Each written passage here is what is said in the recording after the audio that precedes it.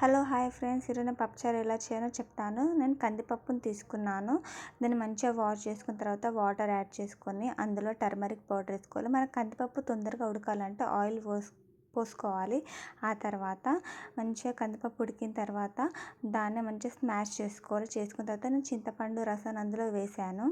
చింతపండు రసం మంచిగా వేసిన తర్వాత అందులో ఆ చింతపండును కూడా మంచిగా కలిపేటట్టు ఇలా కలుపుకోవాలి. ఈ కందిపప్పు అనేది మనకు చాలా తొందరగా ఈజీగా ఉడుకుతుంది. ఆయిల్ వేసి ఇంకా తొందరగా ఉడికిపోతుంది. నేను దానికి సరిపడినంత కారం, ఉప్పు వేసుకున్నాను. సో ఆ తర్వాత మంచిగా కలిపిన తర్వాత మనము ఆ కందిపప్పులో మునక్కాయలు వేసుకోవచ్చు. యాజ్ మీకు ఏది వేసుకోవాలంటే అది వేసుకోవచ్చు. నేను సొరకాయ వేసుకున్నాను.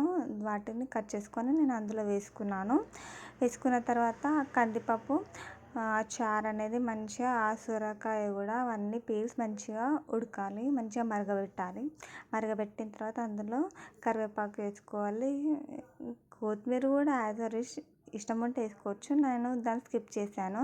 ఆ తర్వాత మంచిగా ఉడికిన తర్వాత కందిపప్పు మంచిగా ఉడికి ఆ చారు ఉడికిన తర్వాత ఒక ప్యాన్లో ఆయిల్ పోసుకొని ఆవాలు, జీలకర్ర అండ్ అందులోనే వెల్లిపాయలు వేసుకున్న తర్వాత మంచిగా వెల్లిపాయలు కొంచెం బ్రౌనిష్ కలర్లో రావాలి. వచ్చిన తర్వాత దాన్ని మనము కందిపప్పు చారులో పప్పు చారులో వేసేసి నేను ప్రతిదానికి కందిపప్పు చారుని మెన్షన్ చేస్తున్నాను. నార్మల్ పప్పు చారే, కొంతమంది శనగపప్పు అలా వేస్తారు కాబట్టి కందిపప్పు చారు అని చేస్తున్నా. నా రెసిపీ నచ్చినట్టయితే నా ఛానల్ సబ్స్క్రైబ్ చేసుకోండి.